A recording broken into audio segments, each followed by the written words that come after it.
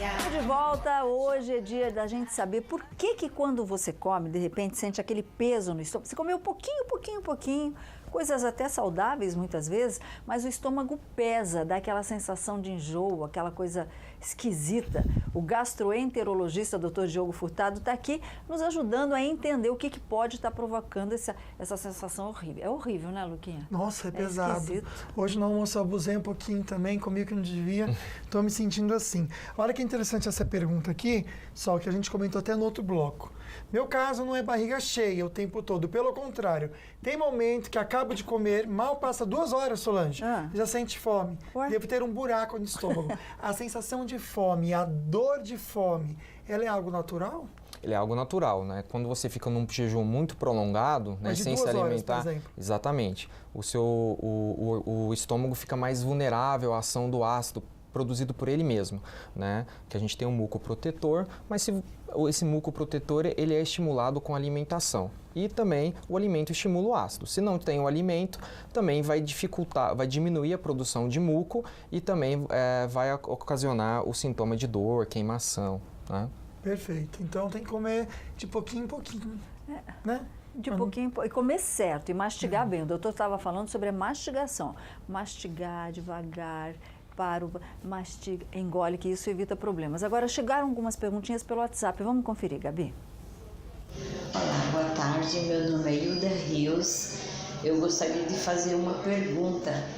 O meu esposo, ele sente muita azia e ele vive tomando omeprazol. Eu gostaria de saber se isso pode, com o tempo, desencadear um outro problema no estômago dele. Obrigada. Excelente pergunta, uma dúvida que eu até também conversei com o doutor, que eu também tinha. O omeprazol, vilão, não é vilão? O que a gente pode falar para a amiga? Usado da forma correta, nunca ele foi vilão. Né? Na verdade, assim, hoje o omeprazol, essas medicações como o omeprazol, eles estão de maior fácil acesso a todo mundo. Então, a pessoa sente uma azia, vai lá na farmácia, já compra e melhora, de certa forma. Então, é um medicamento que não é para ser feito de uso prolongado, porque os sintomas de câncer e os sintomas de gastrite são muito semelhantes.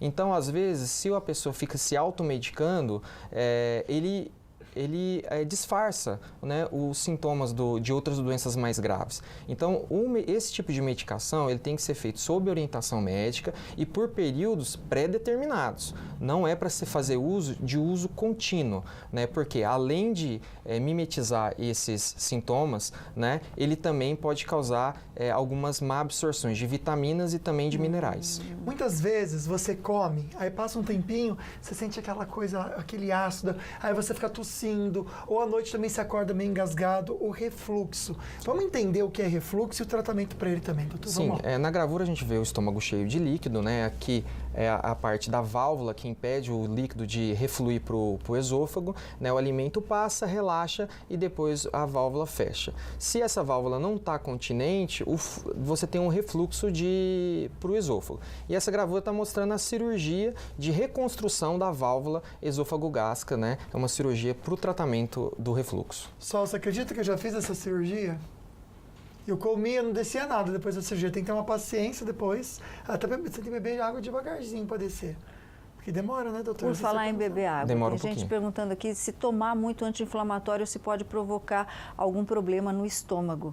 Bom, daqui a pouquinho a gente responde, porque agora o doutor comentou sobre os sinais do câncer, né? Que a gastrite, muitas vezes, ela tem os mesmos sinais de um câncer de estômago, que é um dos mais frequentes entre os brasileiros e também um dos que mais matam. Por isso é importantíssimo ficar atento aos sinais.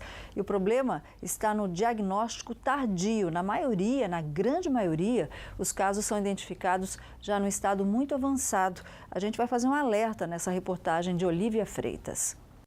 Foi durante uma viagem de férias com a família que a Kátia percebeu que alguma coisa não ia bem com a saúde. Foi uma dor persistente. Ela durava assim, ela não passava. O diagnóstico surpreendeu. Era um tumor no estômago. Nunca imaginei que fosse nada grave. Estima-se que só esse ano sejam descobertos 20.500 novos casos de câncer gástrico no Brasil. É o terceiro na lista de tumores entre os homens e o quinto entre as mulheres. Os sintomas são dores no estômago, queimação, náuseas, indigestão e perda de peso. Sinais que podem ser confundidos com doenças menos graves, como a gastrite, e acabam sem investigação. Com isso, ele se torna um dos cânceres mais letais, matando 7 em cada 10 pacientes. Se o câncer de estômago está entre os tumores mais fatais, por outro lado, é um dos que mais se pode evitar. E que a maior parte dos casos está relacionado aos nossos hábitos de vida, como o tabagismo e principalmente a alimentação. Embutidos, alimentos muito salgados, defumados e apimentados aumentam o risco da doença. Além disso, os alimentos são a porta de entrada no organismo para uma bactéria chamada H. pylori. Estudos mostraram que 9 em cada 10 pacientes com câncer de estômago foram contaminados por essa bactéria ao menos uma vez na vida. Ela é identificada por meio de endoscopias e pode ser tratada com antibióticos. Olha só, tô pegando umas dicas. Olha, verdura crua, Luquinha, eu tenho comido bastante.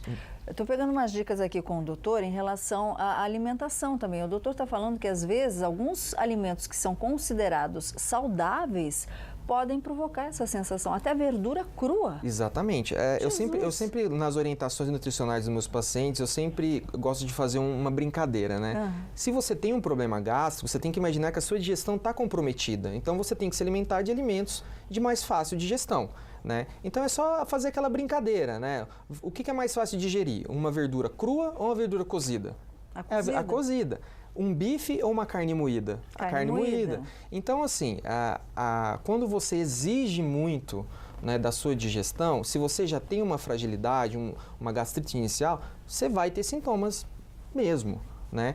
Mesmo com alimentos ditos como saudáveis. Então, às vezes a pessoa fala assim, eu como super saudável e pode ter problema. Às vezes não mastiga direito, às vezes toma muito líquido junto com a refeição. Estresse.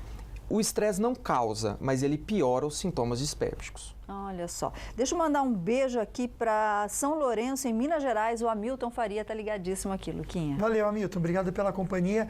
Olha que interessante. Essa querida, ela fala que tem gastrite crônica, muito refluxo. Doutor, porque quando uma pessoa, vou dizer por mim também, não só por você, amiga, tem um probleminha no estômago, parece que vem um combo todo.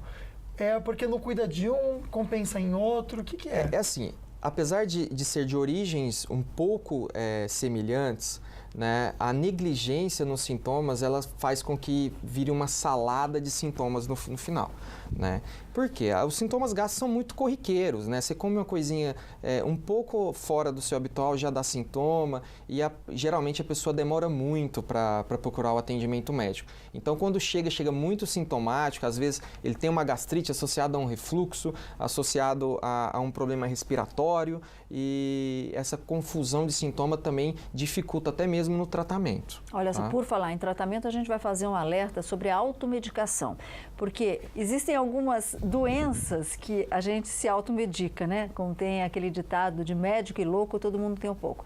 Gripe, a gente vai lá e tenta se curar, dor de estômago, dor de dente, e aí acaba mascarando algum tipo de problema mais sério, Luquinha. Perfeito. Só agora a gente vai mostrar para vocês, aliás, que coisa, hein? Moradores registraram uma cena realmente dramática depois de um assalto a essa joalheria em Valência, no Rio de Janeiro.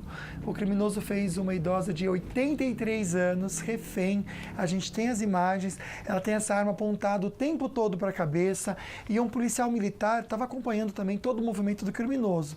Ao descer a calçada que a gente vê, a idosa acabou caindo. Olha só. Caiu. Foi nesse momento que o policial atirou no bandido e ele acabou indo no meio da rua. A idosa Tereza de Jesus Ferreira, Sacramento, ela foi liberada após receber atendimento médico. Está bem, mas um susto enorme.